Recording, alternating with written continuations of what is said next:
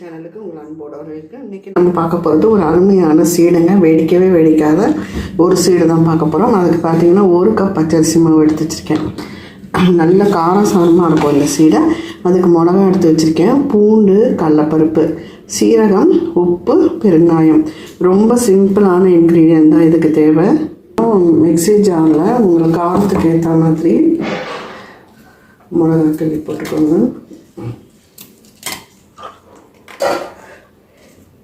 ஒரு 3 மிளகா சேர்த்துருக்கேன். அப்புறம் ஒரு பல் பூண்டு தோலோட கொஞ்சம் இடிச்சிட்டு சேர்த்துக்கலாம். பார்த்திங்கன்னா இதில் கடலைப்பருப்பை தேவையான அளவு ஒரு 2 ஸ்பூன் அளவு சேர்த்துருக்கேன். இப்போ இதை மிக்சியில் 1-2 நம்ம அரைச்சி எடுத்துகிட்டு வந்துடுவோம். அரைச்சதை எடுத்துகிட்டு வந்துட்டு இப்போது போட்டுக்கோங்க. தண்ணி எதுவுமே போட்ட வேண்டாம்.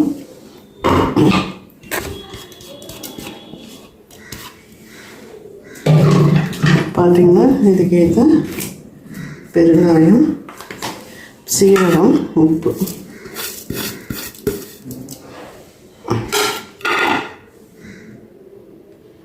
இப்போ பார்த்திங்கன்னா இதில் 1 ஸ்பூன் எண்ணெய்.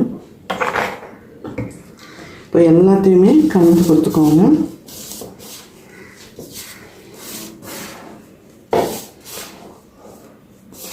இப்போ தண்ணியை தெளித்து மாவு பதத்துக்கு, சப்பாத்தி மாவு பதத்துக்கு பிசைஞ்சிக்கணும்.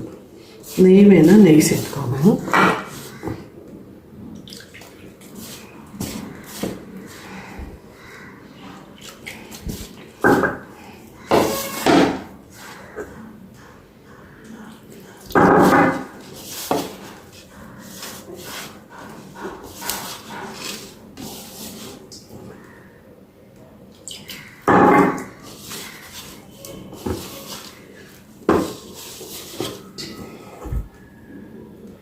மாவு தண்ணியாக ஆயிடுச்சுன்னா பச்சரிசி மாவு கூட சேர்த்துக்கோங்க.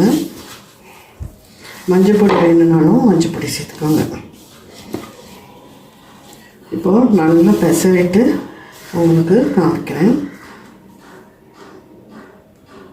இப்போ பார்த்தீங்கன்னா மாவு நல்லா அளந்து விட்ட மாதிரி பிசைஞ்சாச்சு. அதாவது கொஞ்சம் கொஞ்சமாக ஊற்றி பிசைஞ்சாச்சு. பாருங்கள், இப்படி தொட்டால் ஒட்டக்கூடாது, அந்த அளவு நம்ம பிசைஞ்சு போய்க்கணும். இப்போ பார்த்திங்கன்னா கையில் எண்ணெய் தடவிக்கிட்டு வேண்டிய சைஸு உருட்டி எடுத்துக்கலாம். நல்லா குட்டி குட்டியாக சீடு சைஸை உருட்டி எடுத்துக்கோங்க. எண்ணெயில் தான் போட்டு பொரிக்க போகிறோம். ஒரு பேப்பர் இருந்தால் கூட பேப்பரில் கூட நீங்கள் உருட்டி போட்டுக்கலாம்.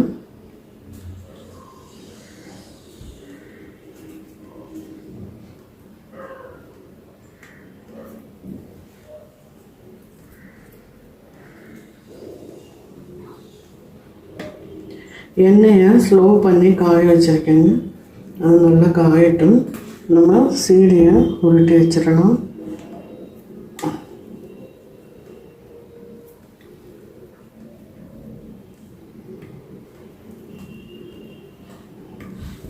எப்போவுமே சீடை, கொழுக்கட்டை அந்த மாதிரி உருட்டும் போது மாவு இந்த மாதிரி சிலிண்டராக மாதிரி இது பண்ணிக்கோங்க. நம்ம மாவு அளவுகள் கரெக்டாக வரும். நடுவில் வச்சு நம்ம உருட்டணுன்னா ஈஸியாக வந்தோம்.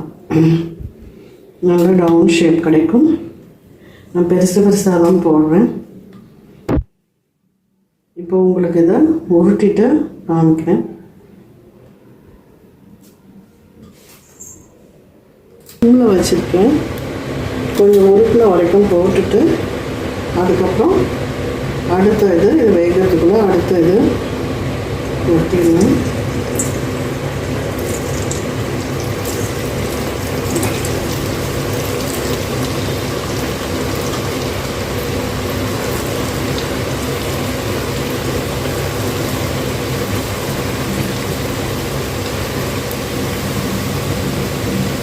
இப்போ திருப்பி கொடுக்க வேண்டாம்.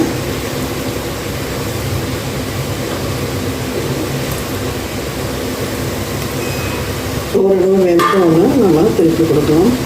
பக்கம் நல்லா வெந்திருக்கு. இப்போ மெதுவாக நம்ம அடுத்த பக்கம் மீடியத்துக்கு அடுத்த ஃப்ளேமில் வச்சுருக்கேன். இப்போ அடுப்பை தூண்டி விட்டுருக்கேன். நல்லா முருன்னு வரணும், அந்த அளவு வேக வைக்கணும். இப்போ இது வேகட்டும், நம்ம பார்க்கலாம்.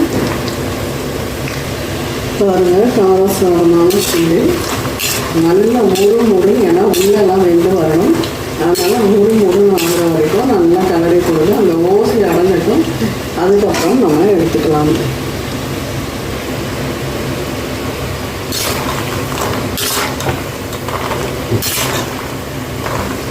ஓசை அடங்காமல் எடுக்காதீங்க, வதக்கு வச்சு இருக்கும்.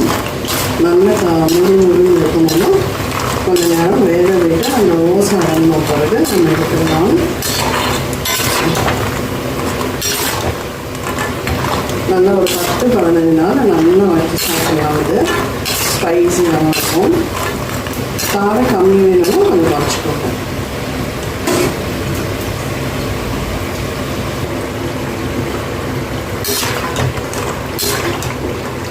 பாருங்கள், தோசையெல்லாம் லேசாக வச்சு இந்த ஸ்டேஜில் ஒன்று எடுத்துடலாம்.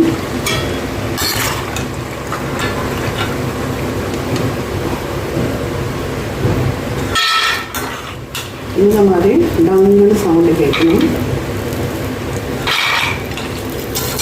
எல்லாத்தையும் போட்டுட்டு உங்களுக்கு காமிக்கணும்.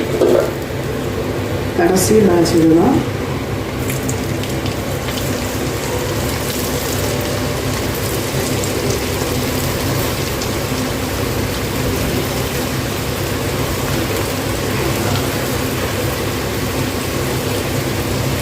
எப்போவுமே போட்டோன்னா மீடியம் ஃப்ளேமில் வச்சுக்கோங்க. அது அப்புறம் வெந்த பிறகு கொஞ்சம் அதுக்கும் மேலே ஏற்றி விட்டுட்டு அப்படியே புரட்டி போடுங்க. அவ்வளோதான். சூப்பரான